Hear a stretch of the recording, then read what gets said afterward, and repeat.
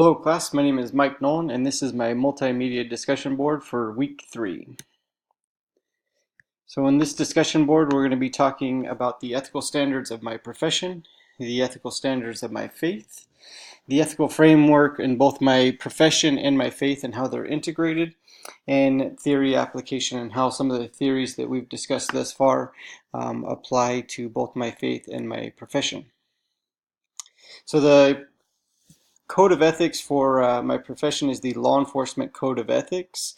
The Law Enforcement Code of Ethics has been around long before the 1900s. However, in October of 1957, the IACP, which is the International Association of Chiefs of Police, adopted universally the Law Enforcement Code of Ethics, which is adhered to by over 30,000 members and in 150 different countries. And the Law Enforcement Code of Ethics is basically a statement or a proclamation of you acknowledging your duties and responsibilities in the manner in which you'll conduct yourself. The purpose of it is kind of to ensure that all police officers are fully aware of what their individual responsibilities are and to maintain their own integrity and the integrity of their agency. And you'll see their parts are kind of highlighted in it. The ethics, although it is a professional ethics for law enforcement officers, it does cover parts of your private life and how you will keep them unsullied. And even so much as to outlining how you will be in your thoughts and in your actions. And you can see some of the bullet points there, but it's basically a go-by in how you're going to conduct yourself within your profession. And each agency, sometimes they'll maybe manipulate it or change the words, but the foundation of it is always the same, with a give or take of just some agency twist to it. So I am Catholic, and the Roman Catholic Diocese of Orange is the overwatch of my faith locally, and they don't necessarily have a code of ethics, but they have a mission statement or their values and beliefs that are professed on their webpage to kind of guide Catholics within the diocese. And much like the Law Enforcement Code of Ethics, the Roman Catholic Diocese of Orange has a very similar in their proclamations of how Catholics are to live their life and their responsibility to being good servants and bringing others closer to the word of the Lord. And they outline kind of how we are to treat one another, not just Catholics, but those of different faith, and how we'll cherish each other's diversities and operate without prejudice. So in looking at the ethical framework of both my profession and faith, one of the things that I really, which really drawed me to my profession, is that it was so closely integrated with my faith. When you look at the Law Enforcement Officer's Code of Ethics, in the final phrase, I guess you could say, of it, it's describing this dedication to your profession before God. So you're not only making a promise to your department and the citizenry that you're serving, but you're also making this promise before God and how you're going to conduct yourself within your profession. And when you compare the Law Enforcement Code of Ethics to the Diocese of Orange and their mission and values, you, from the top left there, they both express a respect for diversity, and bottom left there, with respect for one another. Both of the mission and values of the diocese and the Law Enforcement Code of Ethics touch on how you'll operate with integrity, and both the church and law enforcement operate with a great deal and a sense of responsibility within community service. And Jesus there at the center. For me, in the way that I operate within my profession and my faith, he's at the center and focus of both.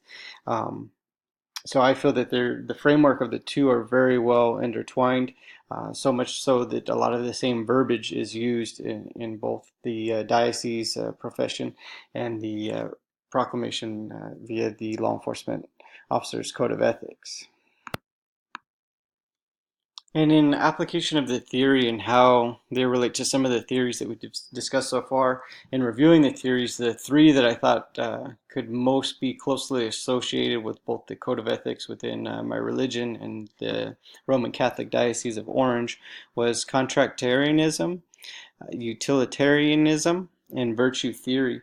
Um, Now, I know if you're looking at contractarianism and go, well, how do they apply? I don't feel that all of the main bullet points there in contractarianism apply as described by Thomas Hobbes, specifically that morality is not primitive or natural, and that morality is always a shared free agreement.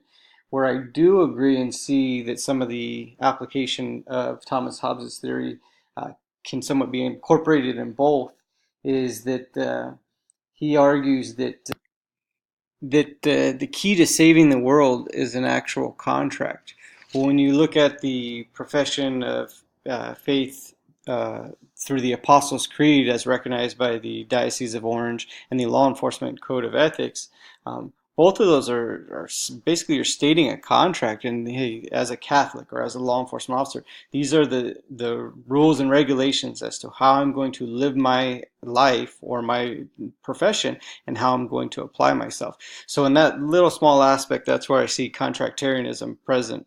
Now, in looking at utilitarianism, we know from the videos and the text that the utilitarianism is a moral theory, which basically focuses on the greatest good for the greatest number. So when you look at the Pope Francis, which I've placed here in the bottom, and then a law enforcement officer's funeral service up at the top left, there's no greater sacrifice than someone can give than their own life. And in both um, law enforcement officers are willing to give their life for a complete stranger that they don't know. And they freely give that up when they enter into law enforcement, knowing that that day or time could come at any moment. In the same manner with Pope Francis, he's given his life to Christ and abstaining from relationships, having children, a wife, sexual intercourse, all so that he can dedicate his life to Christ and bring others closer to Christ. So I think there's no greater showing of reflecting the greatest good for the greatest number, and in those two examples there. And essentially, the actions are right if they benefit the majority, which is also uh, present in how we perceive the actions of church and law enforcement in general. That the general public is okay with what law enforcement officers have to do, as long as the public as a whole um, is comfortable or okay with what took place for the benefit of the majority, i.e., having to take someone's life. Obviously, nobody is excited about that, but they accept that that's a responsibility that may have to be carried out by law enforcement in some extreme circumstances. And lastly, when looking at virtue theory and how it applies to both the law enforcement code of ethics and the standards as outlined by the Roman Catholic Diocese of Orange, in virtue theory, it places a focus on character. Well, in both religion and law enforcement, character is often tested, and that's the one thing that will make or break you in your religion if you don't have, or your profession. If you lack the character to do the right thing for the right reason, um, you're going to struggle in both your faith and in your profession in law enforcement. It also places a focus on individuals. Um, as with the code of ethics, it's a profession of what a law enforcement officer will do to maintain his own integrity and the integrity within his department. Um, Same thing with faith. It's he who lives in a glass house, or throw the first stone. Basically, we need to be concerned with how we are living our own lives before we go out there and judge the lives of others. And so there's how virtue theory also ties into placing a focus on individual character and not necessarily a set of rules as to right and wrong and yes and no.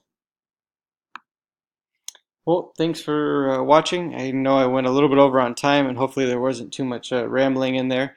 I appreciate you guys for taking the time to watch, and I look forward to watching your videos.